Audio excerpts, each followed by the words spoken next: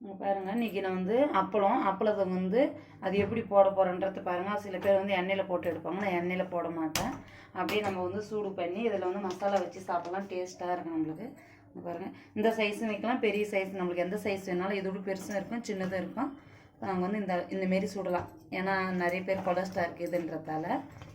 அப்பளம் வந்து எண்ணெயில் தான் போட்டு எடுக்கணுன்னுவாங்க, எண்ணெயிலே போடணும். இந்தமாரி போட்டு எடுத்துகிட்டா கரெக்டாக வந்துடும் நம்மளுக்கு அந்த பக்குவம். அவ்வளோதான், நம்மளுக்கு குயிக்காக முடிஞ்சிடும், எண்ணெயில் போட வேண்டியதே இல்லை.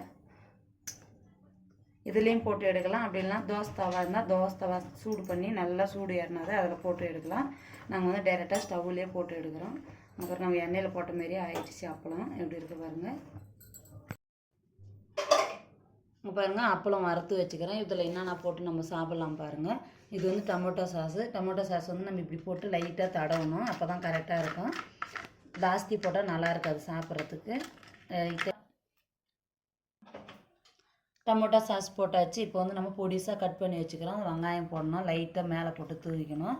இந்தமாரி தூவிட்டு இதில் தக்காளி கட் பண்ணி வச்சுக்குது பொடிசாக. அந்த தக்காளி போடணும், நம்மளுக்கு எவ்வளோ வேணுமோ அவ்வளோ போடலாம், போட்டுக்கலாம். அங்கே பாருங்கள் இந்த அளவுக்கு போட்டு விட்டுடணும். ஃபஸ்ட்டு இப்போ வந்து சாட்டு மசாலா உங்களுக்கு நான் தெரியும் ஏற்கனவே சாட்டு மசாலா. இது வந்து இதுவும் லைட்டாக போடலாம்.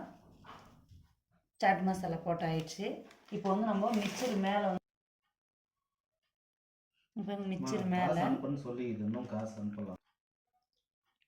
பாருங்க மிக்சர் நம்மளுக்கு இந்த அளவுக்கு நம்ம மிக்சர் போடணும். மிக்சர் போட்டால் நல்லாயிருக்கும், சாப்பிட்றதுக்கு டேஸ்ட்டாக இருக்கும். நீங்களும் இந்தமாரி செஞ்சு பாருங்கள், சாப்பிட்டு பாருங்கள். உங்களுக்கும் பிடிச்சிருந்தா செஞ்சு குழந்தைங்களுக்கு செஞ்சு கொடுத்து பாருங்கள்.